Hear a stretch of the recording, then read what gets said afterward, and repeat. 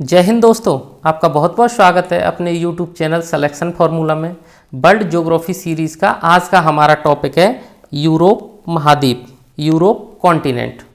इससे पहले हम वर्ल्ड ज्योग्राफी की इस सीरीज़ के 4 टॉपिक्स एशिया, अफ्रीका, उत्तरी अमेरिका तथा दक्षिणी अमेरिका को एग्जाम के पॉइंट ऑफ व्यू से कवर कर चुके हैं, जो एग्जाम की दृष्टि से वेरी इंपॉर्टेंट हैं। अगर आपने वो वीडियोस ना देखे हों तो अब चैनल पर जाकर विजिट कर सकते हैं।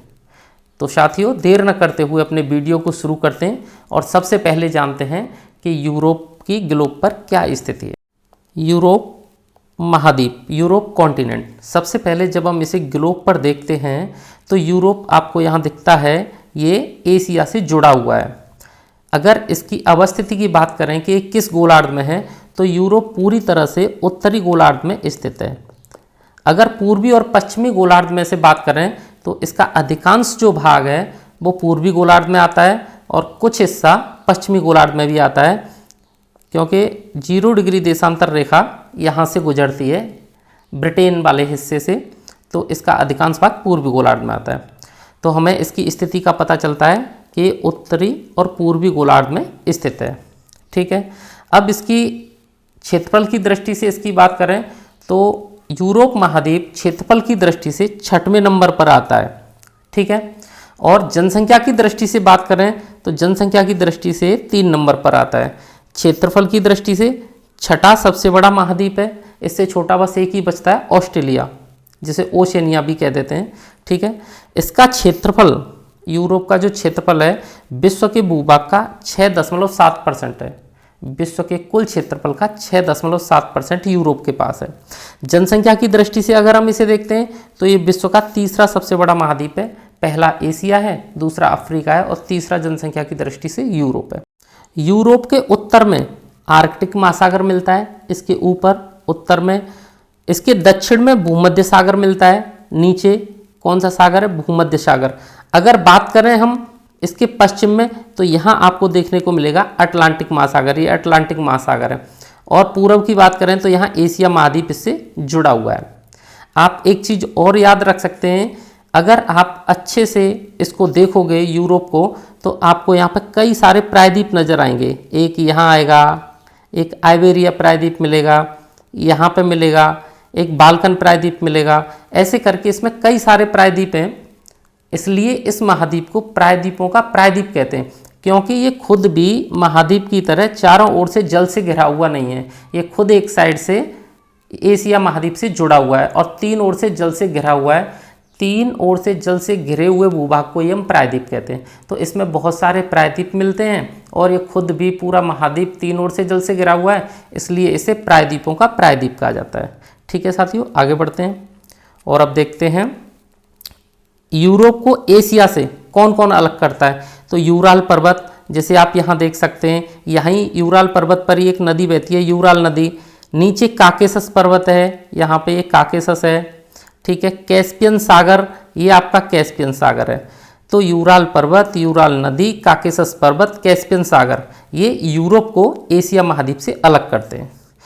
यूरोप में नॉर्वे के तट पर फ्योर्ड संरचना पाई जाती है। फ्योर्ड संरचना का विकास मिलता है। अब नॉर्वे, यहाँ है नॉर्वे का तट, यहाँ पे फ्योर्ड संरचना पाई जाती है। सबसे पहले समझते हैं फ्योर्ड संरचना क्या होती है। साथियों, बड़े बड़े हिमखंडों से, हिमानियों से जब वो धरती से टकरा खाइयों का, तेज ढाल वाली खाइयों का निर्माण हो जाता है। ठीक है, और वहाँ की भूमि में कटाव पड़ जाते हैं। ऐसी ही संरचना को हम क्या कहते हैं? फ्योर्ड संरचना। तो फ्योर्ड संरचना का विकास मिलता है नॉर्वे में, और ये विश्व का सबसे ज़्यादा फ्योर्ड संरचना नॉर्वे में ही पाई जाती है। तो यूरोप में नॉर्वे के तट पर फ्योर्ड संरचना का विकास मिलता है। ये हिमानियों द्वारा निर्मित क्या हैं? घाटियाँ हैं।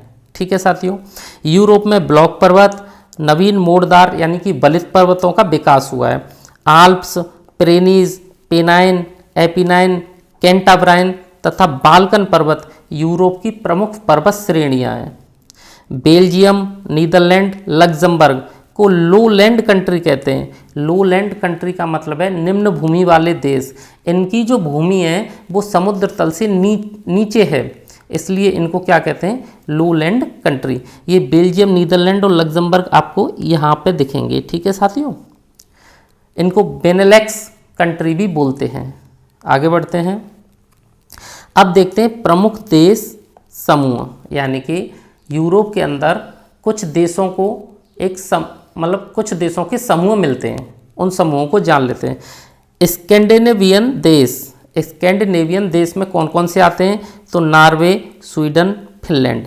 अगर हम स्कैंडिनेवियाई प्रायद्वीप की बात कर रहे हैं या तो इस पे जो पठार है इस पे 3 ही देश मिलते हैं, नॉर्वे, स्वीडन और फिनलैंड।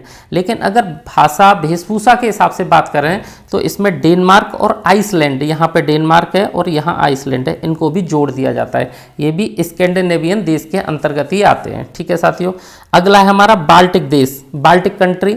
यहाँ बाल्टिक सागर है तो बाल्टिक कंट्री हैं, यहाँ पे आपको देखने को मिलेंगे। ये हमारे बाल्टिक कंट्री हैं। कौन कौन से? एस्टोनिया, लिथुआनिया और लातविया, लाटविया भी बोल सकते हैं इसे आप। तो बाल्टिक कंट्री के अंदर आते हैं एस्टोनिया, लिथुआनिया, लाटविया। बेनेलक्स देश, बेनेलक्स देश में आते हैं बेल्जियम, नीदरलैंड और लग्जमबर्ग। ये हम देख चुके थे, यहाँ पे आप देख सकते हैं इनको। ये हैं बेल्जियम, नीदरलैंड और लग्जमबर्ग। ये ही लोलैंड कंट्री भी कहलाते हैं। ग्रेट ब्रिटेन, जो कि अपने आप में ग्रेट है ही नहीं, ठीक है। इंग्लैंड, स्कॉटलैंड और वेल्स, यहाँ आप देखोगे इसको ग्रेट ब्रिटेन को। ग्रेट ब्रिटेन में आप यहाँ 3 हैं, इंग्लैंड, स्कॉटलैंड और वेल्स, ये आते हैं ग्रेट ब्रिटेन के अंतर्गत। जब इसमें ये उत्तरी आयरलैंड और जुड़ जाता है, केवल उत्तरी आयरलैंड, पूरा आयरलैंड नहीं, तो ये मिलके हो जाते हैं यूके, यूनाइटेड किंगडम। ठीक है साथियों। यूनाइटेड किंगडम में क्या होता है? ग्रेट ब्रिटेन प्लस उत्तरी आयरलैंड। एक है बाल्कन देश, बाल्कन कंट्री। आप यहाँ देखेंगे बाल्कन कंट्री को। बाल्कन देश कौन कौन से हैं इसमें? इसमें Serbia, Montenegro, Bulgaria, Romania, Albania, Greece, Slovenia, Croatia, Bosnia, Herzegovina, Macedonia, Kosovo. ये देश एक बाल्कन प्रायद्वीप पे हैं पूरे, इनको बाल्कन देश कहते हैं। ठीक है साथियों। तो ये हमने यूरोप के कुछ प्रमुख देशों के प्रमुख समूह देख लिए। ठीक है। आगे बढ़ते हैं। यहाँ से एग्जाम में क्वेश्चन जरूर आता है, स्कैंडिनेवियन से या बाल्टिक से, बेनेलक्स से जरूर में देखने को मिलता है। आगे बढ़ते हैं। अब देखते हैं यूरोप का। ये यूरोप है, यूरोप का भौगोलिक विभाजन। ठीक है। फिजिकल डिवीजन देख लेते हैं इसका कि इसे कैसे कैसे बांटा गया है। तो इसका जो फिजिकल डिवीजन है, भौगोलिक विभाजन है, वो 4 भागों में बांट दिया जाता है इसे। उत्तर पश्चिम उच्च भूमियाँ, ऊपर सबसे और पश्चिम में, उत्तर पश्चिम में उच्च भूमि और यूरोप का उत्तरी मैदान, मध्यवर्ती उच्च भूमियाँ, अल्पाइन श्रेणी। आप इसे मैप पर देख सकते हैं। ये है उत्तर पश्चिमी उच्च भूमि जो आपको येलो कलर से दिख रही है। यूरोप का उत्तरी मैदान ये है जो आपको ग्रीन कलर से दिख रहा है इसमें। मध्यवर्ती उच्च भूमि है आपको जो ये वाली डार्क वाला हिस्सा जो दिख रहा है, ये है मध्यवर्ती उच्च भूमि। अल्पाइन श्रेणी, ये बलित पर्वत हैं अल्पाइन एल्प्स के आसपास ये सब। तो ये नीचे आपको दिख रहा होगा लगभग पर्पल कलर से, ये है अल्पाइन श्रेणी। ठीक है। हम एक एक श्रेणी को अच्छे से आगे पढ़ेंगे, इसलिए यहाँ बस इतना। उत्तर पश्चिमी उच्च भूमि, हम इसका विस्तार देख सकते हैं। जो येलो कलर से है आपको दिख रहा है इस मैप में, जो येलो कलर आपको जहाँ जहाँ दिख रहा है वहाँ उत्तर पश्चिमी उच्च भूमि है। ठीक है। इसका विस्तार फिनलैंड, नॉर्वे, स्वीडन, ब्रिटेन और आइसलैंड तक है। इस भूमि के जो उत्तरी भाग है उसको कह देते हैं हम फिनो स्कैंडिनेवियन शील्ड। ये है आपका फिनो स्कैंडिनेवियन शील्ड। ठीक है। यहाँ पे देश है एक फिनलैंड, इसे कहते हैं 1000 झीलों का देश। और एक इधर है नॉर्वे, और नॉर्वे को कहते हैं मध्यरात्रि के सूर्य का देश। ठीक है साथियों। फिनलैंड, नॉर्वे और स्वीडन, यहाँ स्वीडन है, फिनलैंड, नॉर्वे और स्वीडन, इन तीनों से एक वृत्त गुजरता है, आर्कटिक वृत्त, 66.5 डिग्री अक्षांश रेखा। ठीक है। तो ये कहाँ से गुजरता है? ये जस्ट इसके ऊपर से, आइसलैंड के ऊपर से गुजरता है और इन तीनों देशों से होकर गुजरता है। आइसलैंड से होकर नहीं गुजरता, आइसलैंड इस वृत्त के दक्षिण में पड़ता है, आपको इतना ध्यान रखना है। ठीक है। तो फिनलैंड, नॉर्वे और स्वीडन से क्या गुजरता है? आर्कटिक वृत्त गुजरता है। आगे बढ़ते हैं। यूरोप का उत्तरी मैदान। अब यूरोप का उत्तरी मैदान आप मैप पे देख लो, ये जो ग्रीन कलर में दिख रहा है वो यूरोप का उत्तरी मैदान है। अब ये कहाँ है? तो ये उत्तरी पश्चिमी जो उच्च भूमि है येलो कलर की, इसके दक्षिण में है। तो उत्तरी पश्चिमी उच्च भूमि के दक्षिण में यूराल पर्वत से, इधर यूराल से लेके और अटलांटिक महासागर तक इसका विस्तार देखने को मिलता है। ठीक है, इस मैदान की जो चौड़ाई है यहाँ पश्चिम में कम है और पूर्व में अधिक है, इधर पूर्व में अधिक है। तो इस मैदान की चौड़ाई पश्चिमी भाग में कम तथा पूर्वी भाग में अधिक है। अब ये मैदान किसके लिए जाना जाता है? तो यहाँ पेट्रोलियम, कोयला और प्राकृतिक गैस के भंडार मिलते हैं। जो यूरोप का उत्तरी मैदान है यहाँ पे क्या मिलते हैं? पेट्रोलियम, कोयला और प्राकृतिक गैस के भंडार मिलते हैं। ठीक है, आगे बढ़ते हैं और अगला फिजिकल डिवीजन देखते हैं। अगला है हमारा मध्यवर्ती उच्च भूमि। मध्यवर्ती उच्च भूमि आपको यहाँ दिख रहा होगा, मैं इसे रेड कलर से कर देता हूँ तो जल्दी दिख जाएगा। ये वाला जो हिस्सा है ये है हमारी मध्यवर्ती उच्च भूमि। इस क्षेत्र में पर्वतों और पठारों का विस्तार है। यहाँ पे पर्वत और पठारों का विस्तार है। फ्रांस का मध्यवर्ती पठार, इसको हम कहते हैं मैसिव सेंट्रल तथा जूरा पर्वत। फ्रांस में मिलता है मैसिव सेंट्रल और जूरा पर्वत। स्पेन और पुर्तगाल में मिलता है मेसेटा का पठार। जर्मनी का ब्लैक फॉरेस्ट आदि सम्मिलित हैं। यानी कि ये जो मध्यवर्ती उच्च भूमि है यहाँ पर्वत और पठारों का विस्तार पाया जाता है। यहाँ पे फ्रांस का मैसिव सेंट्रल और जूरा पर्वत देखने को मिलता है। स्पेन और पुर्तगाल का मेसेटा का पठार मिलता है। जर्मनी का ब्लैक फॉरेस्ट इसी का हिस्सा है। ठीक है साथियों, और इस क्षेत्र में से कई महत्वपूर्ण नदियाँ भी निकलती हैं क्योंकि ये उच्च भूमि है, हाईलैंड है, और नदियाँ हमेशा पर्वतों से, पठारों से, उच्च भूमियों से या उच्च भूमियों पर स्थित झीलों से ही निकलती हैं। आप इतना हमेशा ध्यान रखा करें। ठीक है, तो इस क्षेत्र में राइन, रोन, एल्बे, विस्तुला आदि नदियां प्रवाहित होती हैं। आगे हम इसी वीडियो में नदियों वाले पार्ट में उसे पढ़ेंगे। ठीक है साथियों, तो आपको ये मध्यवर्ती उच्च भूमि समझ में आ गई होगी। अब लास्ट की अपना जो फिजिकल डिवीजन है अल्पाइन श्रेणी, उसे देखते हैं। अल्पाइन श्रेणी, अल्पाइन श्रेणी आपको ये पर्पल कलर से दिख रहा है। यूरोप के दक्षिण में अल्पाइन पर्वतों की श्रृंखला पाई जाती है जिसका विस्तार अटलांटिक महासागर से कैस्पियन सागर तक है। यहाँ अटलांटिक महासागर और यहाँ से ये साथियों आल्प्स पर्वत इसके मध्यवर्ती भाग में, यहाँ पे आपको आल्प्स मिलेंगे। मैं दूसरे किसी कलर से इधर इस हिस्से में आल्प्स मिलते हैं और आल्प्स का जो विस्तार है ना वो 8 देशों में है।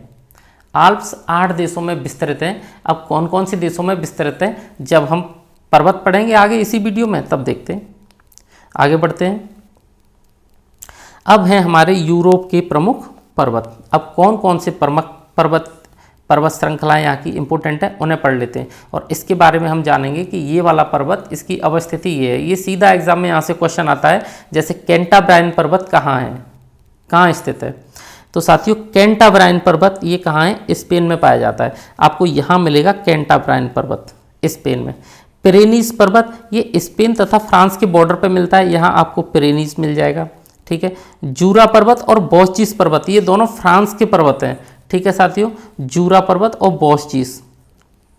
ब्लैक फॉरेस्ट और हॉज पर्वत ये जर्मनी में मिलते हैं, आपको यही मिलेंगे फ्रांस और जर्मनी के बॉर्डर की तरफ। ठीक है, अब आल्प्स पर्वत की स्थिति देख लेते हैं। आल्प्स पर्वत कहाँ कहाँ मिलते हैं? तो 8 देश कौन से हैं जहाँ आल्प पर्वत विस्तृत हैं? तो ये हैं फ्रांस, स्विट्जरलैंड, मोनाको, इटली, लिंकटेस्टीन, इसे लेचेस्टीन भी बोल सकते हैं, ऑस्ट्रिया, जर्मनी और स्लोवेनिया। ये 8 देश हैं जहाँ पे एल्प्स का विस्तार है। ठीक है, पिंडस कहाँ है? जो पिंडस पर्वत है ये ग्रीस में है, ग्रीस वाले एरिया में मिलेगा आपको इधर। ठीक है, आगे बढ़ते हैं। एपिनाइन्स पर्वत ये इटली में है। एपिनाइन्स पर्वत इटली में है। बल्कान पर्वत या बाल्कन पर्वत आपको यहाँ मिलेगा, मैप में आप साथ ही साथ देखते चलो इनको। काकेसस पर्वत ये काला सागर तथा कैस्पियन सागर के मध्य है। ये कैस्पियन है हमारा, यहाँ काला सागर है, इसके मध्य ये कौन सा पर्वत पाया जाता है? कॉकेसस पाया जाता है। ठीक है, इस पर्वत में यूरोप की सबसे ऊंची चोटी एल्ब्रुस पाई जाती है। यहाँ कौन सी चोटी पाई जाती है? एल्ब्रुस, जो यूरोप की सबसे ऊंची चोटी है। ठीक है साथियों, और जो एल्प्स पर्वत है, एल्प्स की सबसे ऊंची चोटी कौन सी है? Mount Blanc. आप इसे भी याद रखें, इंपॉर्टेंट है ये भी। माउंट ब्लांक एल्प्स की सबसे ऊंची चोटी है। ठीक है, अब है यूराल पर्वत। यूराल पर्वत कहाँ पाया जाता है? यूराल पाया जाता है यूरोप और एशिया के सीमा रेखा पर, आपको यहाँ यूराल मिलेगा। ये रूस और कजाकिस्तान में पाया जाता है। ठीक है, यूरोप और एशिया की सीमा रेखा पर, और इसकी जो सबसे ऊंची चोटी है वो है नरोदनाया। यूराल पर्वत की सबसे ऊंची चोटी नरोदनाया है। पेनाइन पर्वत ये इंग्लैंड में पाए जाते हैं, आपको यहाँ पाए जाएंगे इंग्लैंड के अंदर पेनाइन पर्वत। ठीक है साथियों, तो आपको यहाँ से पर्वत और उनकी लोकेशन का पता चल गया कि कौन सा पर्वत कहाँ पाया जाता है। ठीक है, आगे बढ़ते हैं। अब देख लेते हैं यूरोप के प्रमुख पठार।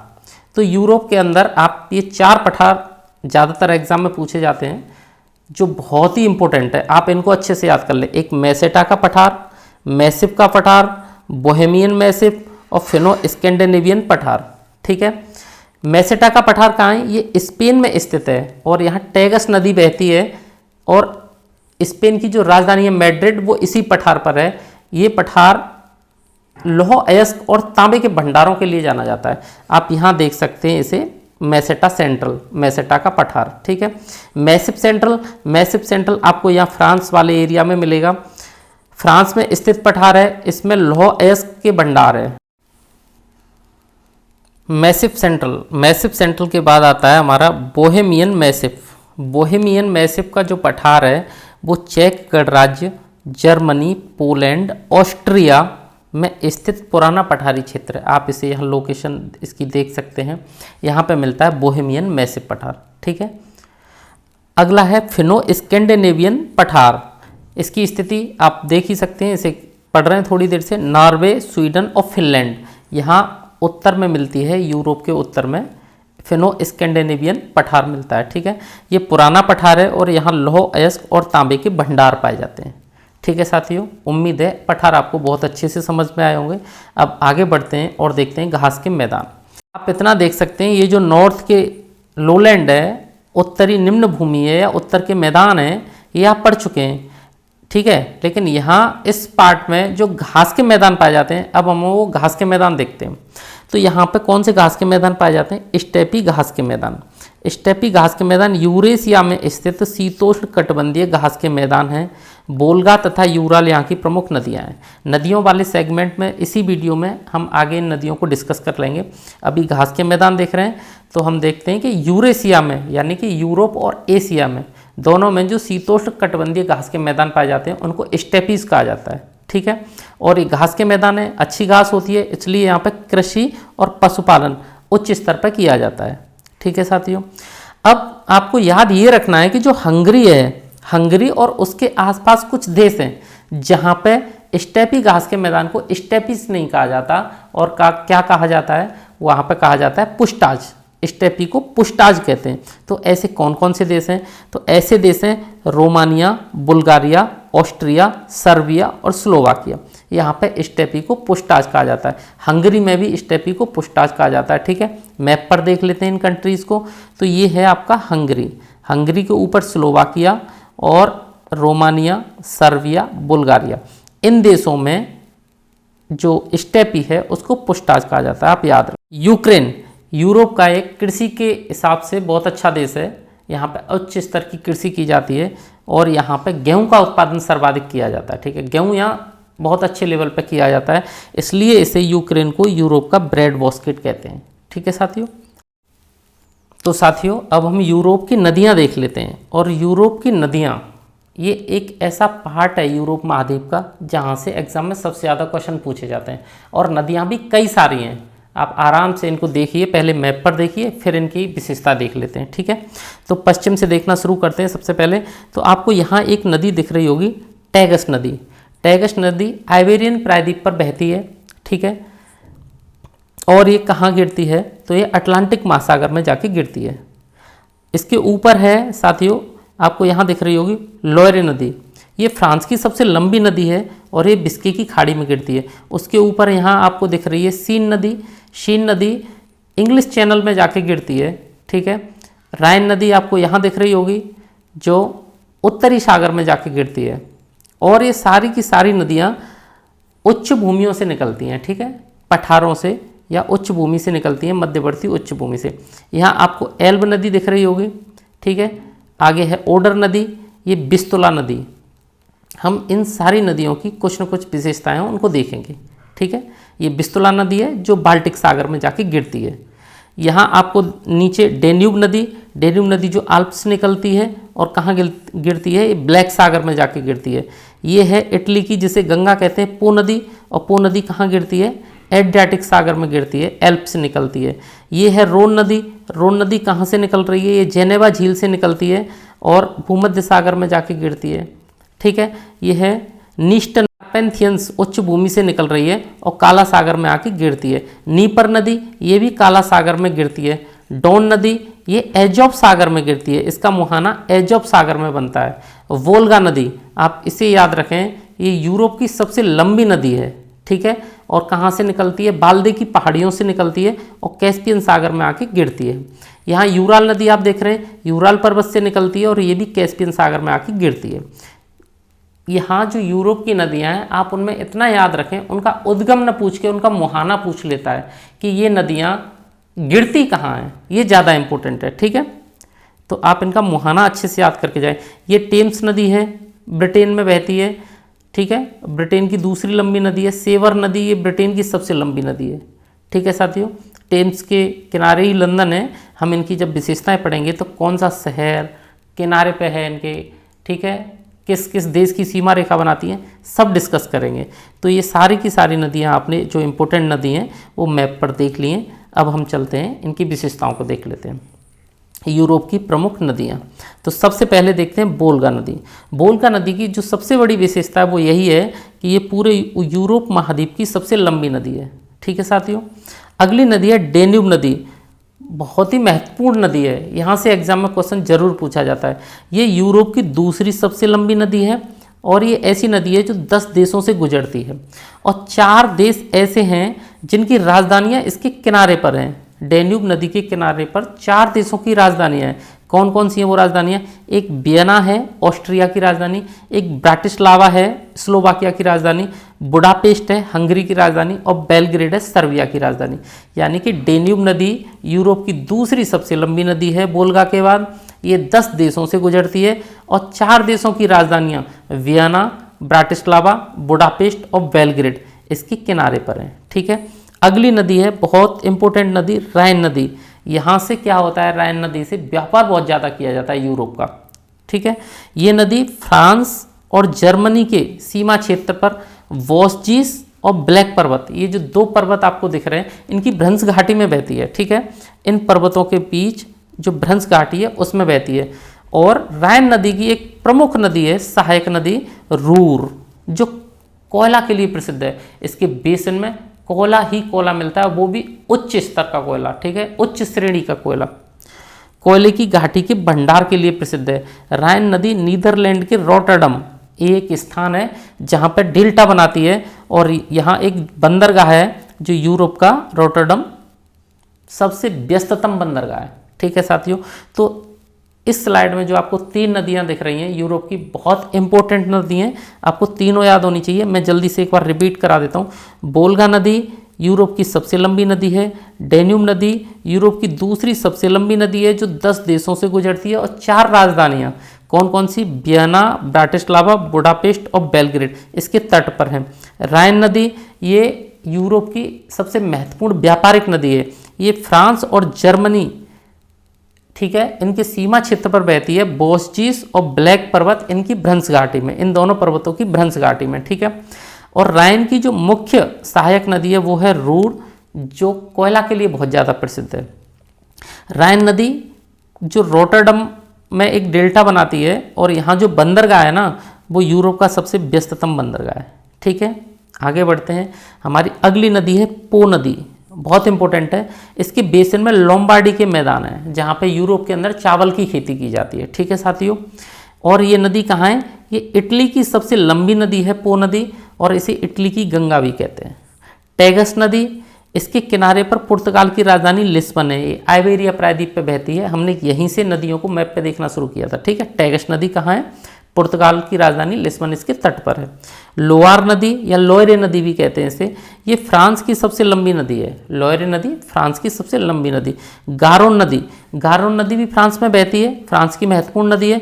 और इसके किनारे पर 2 शहर हैं, आप इनको जरूर याद रखें। एक बोर्डो या बोर्दो भी कहते हैं, टुलूज या इसे तुलूज भी कहते हैं। ठीक है, बोर्डो और टुलूज। जो बोर्डो है वो शराब या वाइन के लिए विश्व प्रसिद्ध है, और टुलूज ये वायुयान निर्माण, हवाई जहाज निर्माण के लिए महत्वपूर्ण है। ठीक है, सीन नदी जो फ्रांस की राजधानी है पेरिस, वो इस सीन नदी के तट पर है। ठीक है, आप इतना याद रखेंगे, जल्दी से रिपीट कर लेते हैं। पो नदी, इसे इटली की गंगा कहते हैं, इसके लोम्बार्डी के मैदान है इसके बेसिन में, और ये इटली की सबसे लंबी नदी है।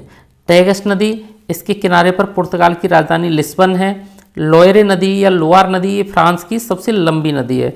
गारोन नदी, यहाँ बोर्डो और टुलूज दो शहर आपको दिखेंगे इसके तट पर। बोर्डो वाइन के लिए और टुलूज वायुयान के लिए जाना जाता है। सीन नदी, ये पेरिस जो शहर है फ्रांस की जो राजधानी है वो इसके तट पर है। ठीक है साथियों, आगे बढ़ते हैं और अगली नदी है रोन नदी। रोन नदी के किनारे पे एक शहर है लियोन्स शहर, जो रेशम के लिए प्रसिद्ध है। ठीक है, टाइबर नदी, रोम तथा वेटिकन सिटी, ये इटली की नदी है टाइबर नदी, रोम और वेटिकन सिटी इसके तट पर है। ठीक है, एल्ब नदी, चेक गणराज्य की राजधानी प्राग और जर्मनी का हैम्बर्ग दो शहर हैं जो एल्ब नदी के किनारे पर हैं। स्प्री नदी, इसके तट पर जर्मनी की राजधानी बर्लिन है। विस्तुला नदी, इसके किनारे पर वॉर्सा है, पोलैंड की राजधानी। ठीक है साथियों, पोलैंड की राजधानी वॉर्सा। एक बार जल्दी से रिपीट करते हैं। रोन नदी के किनारे लियोन शहर है जो रेशम के लिए प्रसिद्ध है। टाइबर नदी इटली की नदी है। रोम और वेटिकन सिटी इसके तट पर है। एल्ब नदी, इसके किनारे प्राग और हैम्बर्ग ये दो शहर हैं। स्प्री नदी जर्मनी की राजधानी बर्लिन इसके तट पर है। विस्तुला नदी, इसके किनारे पर पोलैंड की राजधानी वॉर्सा स्थित है। ठीक है, आगे बढ़ते हैं। अगली नदी हमारी नीस्तर नदी। नीस्तर नदी मालदोवा और यूक्रेन, इन दोनों के बीच में, मालदोवा और यूक्रेन के सीमा रेखा पर बहती है। ठीक है, नीपर नदी, ये नीस्तर के पूर्व में बहती है और ये यूक्रेन की प्रमुख नदी है। यूक्रेन की जो राजधानी है कीव, वो इसी नदी के तट पर है। ठीक है, यूराल नदी, ये रूस और कजाकिस्तान में बहती है और यूरोप और एशिया दोनों महाद्वीपों के सीमा क्षेत्र पर बहती है। दोनों की विभाजक नदी है। ओडर नदी, ये जर्मनी और पोलैंड की सीमा रेखा पर बहती है। ओडर नदी। टेम्स नदी, इसके किनारे लंदन और ऑक्सफोर्ड शहर स्थित है। सेवर नदी, ये यूके यानी कि यूनाइटेड किंगडम की सबसे लंबी नदी है। जल्दी से एक बार रिपीट करते हैं। नीस्तर नदी, ये मालडोवा और यूक्रेन की सीमा पर बहती है। नीपर नदी, यूक्रेन की राजधानी कीव इसके किनारे पर है। यूराल नदी, यूरोप और एशिया की विभाजक नदी है। ओडर नदी, जर्मनी और पोलैंड की सीमा रेखा पर बहती है। टेम्स नदी, लंदन और ऑक्सफोर्ड दोनों शहर इसके किनारे पर हैं। सेवर नदी, ये यूके की सबसे लंबी नदी है। ठीक है साथियों, आगे बढ़ते हैं और अब देखते हैं यूरोप की प्रमुख झीलें। आप यहाँ मैप पर भी देखते जाइए यूरोप की जो प्रमुख झीलें हैं। सबसे पहले देखते हैं लाडोगा झील। लाडोगा झील साथियों रूस में स्थित है। ठीक है, रूस में ये यूरोप की सबसे बड़ी मीठे पानी की झील है, स्थित है ये रूस के अंदर, और ये यूरोप की सबसे बड़ी मीठे पानी की झील है। ओनेगा झील, ये भी रूस के अंदर स्थित है और ये यूरोप की दूसरी सबसे बड़ी मीठे पानी की झील है। ठीक है, वानर्न झील, ये स्वीडन में स्थित है और ये यूरोप की तीसरी सबसे बड़ी प्राकृतिक झील है। ठीक है, एक है सैमा झील या सैमा झील, ये फिनलैंड की सबसे बड़ी झील है और यूरोप की चौथी सबसे बड़ी झील है। अब हम इनको मैप पर देखते हैं। आपको यहाँ दिखेगी साथियों लोडेगा झील, ये वाली। ठीक है, इसके ऊपर दिखेगी ओनेगा झील, ये दोनों रूस में अवस्थित हैं। लाडोगा जो झील है वो सबसे बड़ी है, ओनेगा झील दूसरे नंबर की सबसे बड़ी है। दोनों मीठे पानी की झील हैं। वानर्न झील आपको यहाँ दिखेगी। ठीक है, स्वीडन में, और ये तीसरी प्राकृतिक बड़ी झील है। इसके बाद है सैमा झील या सैमा झील, ये आपको यहाँ दिखेगी फिनलैंड में। फिनलैंड में साथियों आपको बहुत सारी झीलें देखेंगी। फिनलैंड को 1000 झीलों का देश कहा जाता है। ठीक है, जो सैमा झील है ये यूरोप की चौथी सबसे बड़ी मीठे पानी की झील है। आगे बढ़ते हैं। अगली झील है हमारी कॉन्स्टांस झील।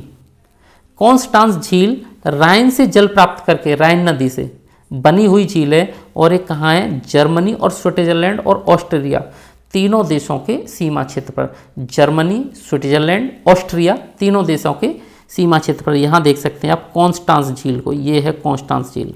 ठीक है, अगली है जेनेवा झील। ये रोन नदी से जल प्राप्त करके बनने वाली झील है और ये फ्रांस और स्विट्जरलैंड की सीमा क्षेत्र पर स्थित है। एक झील है साथियों, ये ज़्यादा इंपॉर्टेंट नहीं है लेकिन आपको फिर भी फैक्ट के तौर पर याद रखनी है। हार्निन डल स्वातनेट झील, नाम भी थोड़ा टिपिकल है, हार्निन डल स्वातनेट झील, और ये नॉर्वे में स्थित है। इसकी विशेषता ये है कि यूरोप की सबसे गहरी झील है। इसकी लोकेशन आपको यहाँ मिलेगी। ठीक है, हार्निन डल स्वातनेट झील। तो उम्मीद है आपने झीलों को, यूरोप की प्रमुख झीलों को अच्छे से समझ लिया होगा।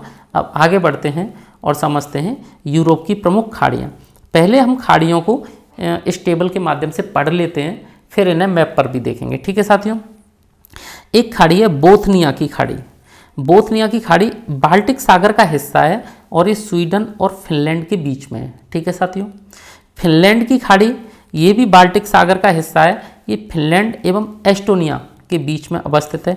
रीगा की खाड़ी ये भी बाल्टिक सागर का हिस्सा है और ये लाटविया और एस्टोनिया के बीच का हिस्सा है। ठीक है, बीच अवस्थित है। इंग्लिश चैनल ये उत्तरी अटलांटिक महासागर का हिस्सा है और फ्रांस एवं ब्रिटेन के बीच में अवस्थित है। बिस्के की खाड़ी ये उत्तरी अटलांटिक महासागर का हिस्सा है और ये फ्रांस और स्पेन के बीच अवस्थित है। हम इन इम्पोर्टेंट 5 खाड़ियों को मैप पर देख लेते हैं।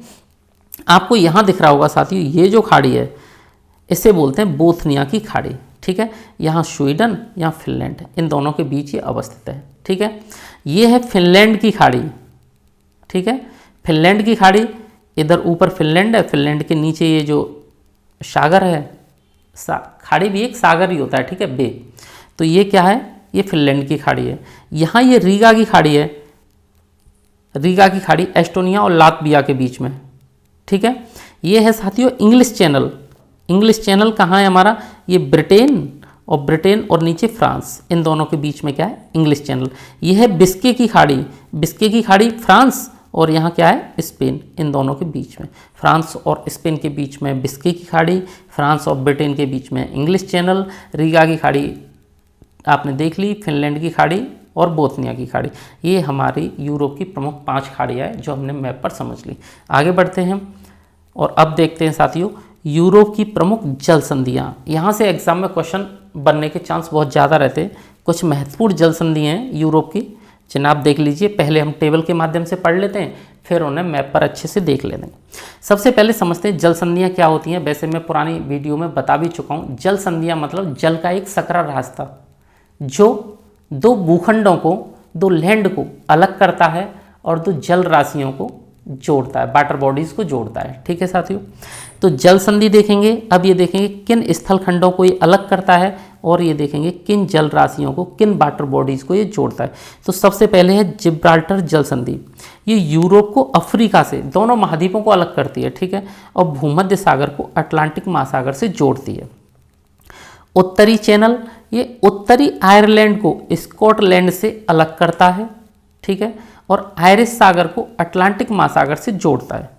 डोवर जल संधि ये फ्रांस को ग्रेट ब्रिटेन से अलग करती है, यानी कि फ्रांस और ब्रिटेन को अलग करती है और उत्तरी सागर और इंग्लिश चैनल को जोड़ती है। सेंट जॉर्ज चैनल ये आयरलैंड को ब्रिटेन से अलग करता है और आयरिश सागर को सेल्टिक सागर जो कि अटलांटिक महासागर का ही हिस्सा है उससे जोड़ता है। ठीक है, बास्पोरस जल संधि ये इस्तांबुल यानी कि टर्की की राजधानी है। ठीक है, इस्तांबुल को तुर्की के मुख्य भूमि से अलग करता है और मरमरा सागर को काला सागर से जोड़ता है। दार्देनेल जल संधि ये बाल्कन प्रायद्वीप और अनातोलिया प्रायद्वीप को अलग करती है और मरमरा सागर और एजियन सागर को जोड़ती है। ये आपको अच्छे से याद कर लेनी है। यूरोप की जल संधियों से क्वेश्चन एग्जाम में अक्सर देखने को मिलता है। आगे बढ़ते हैं और इन जल संधियों को मैप पर समझते हैं अच्छे से। सबसे पहले हम देखते हैं साथियों, ये जो येलो कलर से मैंने लिखा है जल संधि का नाम, तो उत्तरी चैनल सबसे पहले देखेंगे ये अलग किस किस को कर रहा है। तो यहाँ है ब्रिटेन और यहाँ क्या है, उत्तरी आयरलैंड। ठीक है, उत्तरी आयरलैंड है, तो उत्तरी आयरलैंड और ब्रिटेन को अलग कर रहा है। जोड़ किसको रहा है, इधर है अटलांटिक महासागर और नीचे है आयरिश सागर, इनको जोड़ता है। ठीक है, सेंट जॉर्ज चैनल ये आयरिश सागर और सेल्टिक सागर, मैंने लिख भी दिया है, आप स्पष्ट देख सकते हैं।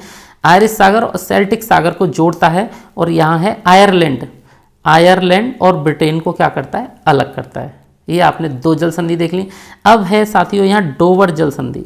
डोवर जल संधि यहाँ पे ये फ्रांस और ऊपर है ब्रिटेन, फ्रांस और ब्रिटेन को अलग करती है।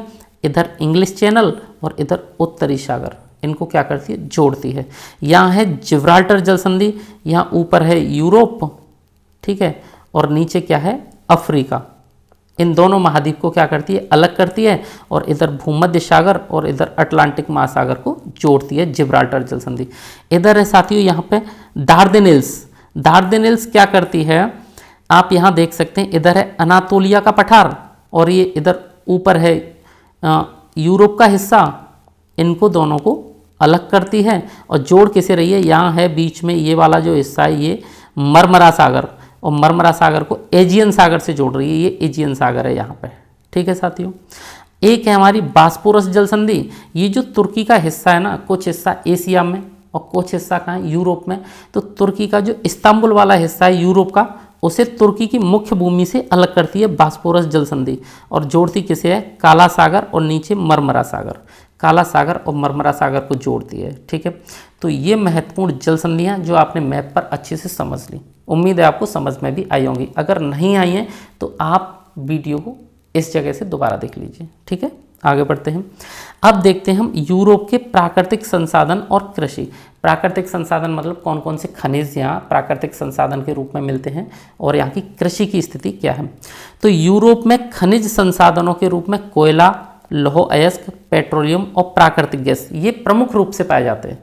रिपीट कर देता हूँ, कोयला, लौह अयस्क, पेट्रोलियम और प्राकृतिक गैस ये प्रमुख रूप से खनिजों के रूप में पाए जाते हैं यूरोप महाद्वीप में, ठीक है।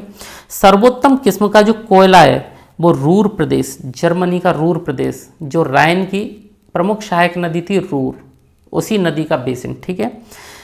तो जो सर्वोत्तम किस्म का कोयला है वो रूर प्रदेश, जर्मनी, उत्तरी फ्रांस और बेल्जियम का सार बेसिन, एक सार बेसिन है बेल्जियम का, यहाँ पे सर्वोत्तम किस्म का यूरोप का पूरे का कोयला पाया जाता है, ठीक है। अब यूरोप में लौह अयस्क, अयस्क की बात कर रहे हैं, अभी उद्योग की नहीं कर रहे हैं। यूरोप में जो लौह अयस्क है वो फ्रांस की लॉरेन, स्वीडन के किरूना और गैलीवार और यूक्रेन के किरवई और रूस के कोशर्क, ये कुछ क्षेत्र हैं जहाँ पर लौह अयस्क के भंडार पाए जाते हैं, ठीक है साथियों। एक बार रिपीट कर देता हूँ जल्दी से, लौह अयस्क के भंडार कहाँ पाए जाते हैं, तो फ्रांस के लॉरेन में, स्वीडन के किरूना और गैलीवार में और यूक्रेन के किरवई रोग में और रूस का कोशर्क, ये क्षेत्र हैं यहाँ पे लौह अयस्क के भंडार पाए जाते हैं, ठीक है। अब लौह उद्योग कहाँ पाए जाते हैं, लौह इस्पात उद्योग, ये देख लेते हैं। अब इस्पात उद्योग ज़्यादातर उन्हीं जगहों पे मिल जाते हैं जहाँ पे खनिजों के भंडार ज़्यादा पाए जाते हैं, ठीक है। तो यूरोप में लौह इस्पात के प्रमुख उद्योग फ्रांस, जर्मनी, यूक्रेन, रूस और यूके, यूनाइटेड किंगडम में पाए जाते हैं। और यूके का जो औद्योगिक क्षेत्र है ना लोहा का, उसे बर्मिंघम क्षेत्र कहते हैं या काला प्रदेश, काला प्रदेश के नाम से भी जाना जाता है, ठीक है साथियों। ये हमने देख लिए यूरोप के प्रमुख खनिज, ठीक है, खनिज देख लिए। अब कुछ कृषि से संबंधित फैक्ट भी देख लेते हैं। तो यूरोप में गेहूं का सर्वाधिक उत्पादन स्टेपी प्रदेश में होता है। इटली के लोम्बार्डी मैदान में मैं पहले भी बता चुका हूँ, ठीक है, यहाँ पर चावल का प्रमुख रूप से उत्पादन किया जाता है। यूरोप में जो भूमध्य सागरीय प्रदेश है वहाँ पर खट्टे फलों को ज़्यादा उगाया जाता है या फलों की खेती ज़्यादा की जाती है। उसमें सेब, अंगूर, जैतून, अंजीर, आड़ू, संतरे, इनकी खेती ज़्यादा की जाती है। जो भूमध्य सागरीय जलवायु होती है वहाँ पे जो रसदार फल हैं उनकी खेती ज़्यादा की जाती है, ठीक है। यूरोप में साथियों चुकंदर का भी अच्छा उत्पादन किया जाता है, लेकिन जो चुकंदर का उत्पादन किया जाता है उसका उद्देश्य होता है चीनी बनाना। चीनी के उत्पादन के लिए चुकंदर की खेती की जाती है और ये सबसे ज़्यादा कहाँ की जाती है, France, Germany, Italy, Spain, Poland आदि इन देशों में की जाती है। डॉगर बैंक और ग्रेट फिशर बैंक, यहाँ मत्स्यन किया जाता है। ये मत्स्यन ग्रहण के सबसे बड़े क्षेत्र हैं, डॉगर बैंक और ग्रेट फिशर बैंक, ठीक है। फ्लैक्स, ये अकेली ऐसी फसल है, एकमात्र ऐसी फसल है जो रेशेदार फसल है यूरोप की, ठीक है। नीदरलैंड के ट्यूलिप, ट्यूलिप एक फूल होता है, और बुल्गारिया के गुलाब, ये विश्व प्रसिद्ध हैं। यहाँ इनकी खेती उच्च स्तर पर की जाती है। जल्दी से एक बार रिपीट कर देता हूँ साथियों, यूरोप में गेहूं का उत्पादन स्टेपी प्रदेश में किया जाता है। इटली के लोम्बार्डी मैदान में चावल की खेती की जाती है। भूमध्य सागरीय क्षेत्रों में सेब, अंगूर, जैतून, अंजीर, आड़ू और संतरे की खेती विशेष रूप से की जाती है। यूरोप में चुकंदर का उत्पादन चीनी के बनाने के लिए किया जाता है और ये सबसे ज़्यादा फ्रांस, जर्मनी, इटली, स्पेन और पोलैंड में उगाया जाता है चुकंदर। डॉगर बैंक और ग्रेट फिशर बैंक मत्स्य क्षेत्र हैं यहाँ के। फ्लैक्स अकेला रेशेदार फसल है पूरे यूरोप की। नीदरलैंड के ट्यूलिप और बुल्गारिया के गुलाब विश्व प्रसिद्ध है। यहाँ पे नीदरलैंड और बुल्गारिया के अंदर इन गुलाब की और ट्यूलिप की बहुत बड़ी खेती की जाती है, ठीक है। आगे बढ़ते हैं। अब देखते हैं साथियों यूरोप के कुछ प्रमुख देश और उनकी राजधानियाँ। वैसे हम सारे देश देख लेते हैं, आप इनको ज़रूर याद कर लेना, एक दो बार तो पढ़ लेना, अगर ऑप्शन में आपको दिखेंगे तो आप बता पाओगे। ठीक है साथियों। अल्बानिया, इसकी राजधानी है तिराना। अंडोरा की अंडोरा ला वेल्ला, बहुत ईजी है, अंडोरा ला वेल्ला। ठीक है। अर्मेनिया की येरेवान। ऑस्ट्रिया की वियना। वियना जो सबसे ज़्यादा रहने लायक जगह है विश्व की, उसमें पहले स्थान पे आया है। ठीक है। अजरबैजान की राजधानी बाकू। बेलारूस की राजधानी मिन्स्क। बेल्जियम की ब्रुसेल्स। बोस्निया हर्जेगोविना की साराजेवो। बुल्गारिया की सोफिया। क्रोएशिया की जाग्रेब। ये राजधानियाँ आप जरूर याद कर लें, किसी भी एग्जाम में पूछी जा सकती हैं, छोटे एग्जामों में भी पूछे जाते हैं ऐसे क्वेश्चन। ज़्यादा बड़े एग्जामों में तो राजधानियाँ सीधे से नहीं पूछी जाती, या वो राजधानियाँ पूछी जाती हैं जो करंट में चल रही होती हैं। ठीक है। साइप्रस। साइप्रस की राजधानी निकोसिया। चेक गणराज्य की राजधानी प्राग। डेनमार्क की राजधानी कोपेनहेगन। एस्टोनिया की राजधानी तल्लिन। फिनलैंड की राजधानी हेलसिंकी। फ्रांस की राजधानी पेरिस। जॉर्जिया की राजधानी तबिलिसी। जर्मनी की राजधानी बर्लिन। ग्रीस की राजधानी एथेंस। हंगरी की बुडापेस्ट। आइसलैंड की राजधानी रेकजाविक। आयरलैंड की राजधानी डबलिन। इटली की राजधानी रोम। कोसावो की राजधानी प्रिस्टिना। लाटविया की राजधानी रीगा। लिंकटेस्टाइन की राजधानी बेदूज। लिथुआनिया की राजधानी विल्नियस। लग्जमबर्ग की राजधानी लग्जमबर्ग सिटी। मैसिडोनिया की राजधानी स्कोप्जे। माल्टा की राजधानी वलेट्टा। ठीक है साथियों, आगे बढ़ते हैं। माल्डोवा की राजधानी चिसन्याउ। मोनाको की राजधानी मोनाको। मोंटीनेग्रो की पादगोरिका या पोदगोरिका भी बोलते हैं इसको। ठीक है। नीदरलैंड की राजधानी एम्स्टर्डम। नॉर्वे की राजधानी ओस्लो। पोलैंड की राजधानी वॉर्सा। पुर्तगाल की राजधानी लिस्बन। रोमानिया की राजधानी बुखारेस्ट। रोमानिया की राजधानी बुखारेस्ट। रूस की राजधानी मास्को। सर्बिया की बेलग्रेड। स्लोवाकिया की राजधानी ब्राटिस्लावा। स्लोवेनिया की राजधानी लिजुब्लिजाना। ठीक है। स्पेन की राजधानी मैड्रिड। स्वीडन की राजधानी स्टॉकहोम। स्विट्जरलैंड की राजधानी बर्न। यूक्रेन की राजधानी कीव। यूके की राजधानी लंदन। वेटिकन सिटी की राजधानी वेटिकन सिटी। ये यूरोप के सारे देश देख लिए आपने और उनकी राजधानी देख ली। अब हम यूरोप के बारे में कुछ इंपॉर्टेंट फैक्ट और देख लेते हैं। ठीक है साथियों, आगे देखते हैं अन्य महत्वपूर्ण तथ्य। अब अन्य महत्वपूर्ण तथ्यों में क्या क्या है साथियों, जो इटली है उसके 2-3 द्वीप हैं, सिसिली, सार्डिनिया, ये बहुत महत्वपूर्ण और बड़े बड़े द्वीप हैं। तो इटली के सिसिली द्वीप पर एक ज्वालामुखी है साथियों, माउंट एटना, और लिपारी द्वीप पर एक ज्वालामुखी है, स्ट्राम्बोली। ये माउंट एटना और स्ट्राम्बोली दोनों ही सक्रिय ज्वालामुखी हैं, आप ये याद रखेंगे। वहीं इटली का एक राज्य नेपल्स राज्य, वहाँ पर एक राजधानी है विसुवियस। राजधानी नहीं साथियों, वहाँ पे एक ज्वालामुखी है विसुवियस। वहीं इटली का एक राज्य है नेपल्स, वहाँ पे एक ज्वालामुखी है विसुवियस जो सुसुप्त ज्वालामुखी है। ठीक है, आप इसको अच्छे से याद रखें। याद क्या रखना है इसमें कि एटना और स्ट्राम्बोली ये दोनों सक्रिय ज्वालामुखी हैं और जो विसुवियस है ये सुसुप्त ज्वालामुखी है। ठीक है, आपको यहाँ से ये भी पता चल जाएगा कि कौन से द्वीप पर मिलते हैं इटली के। जो स्ट्राम्बोली ज्वालामुखी है इसे भूमध्य सागर का प्रकाश स्तंभ भी कहते हैं क्योंकि ये हमेशा ज्वलित रहता है। ठीक है, स्विट्जरलैंड को यूरोप के खेल का मैदान कहा जाता है।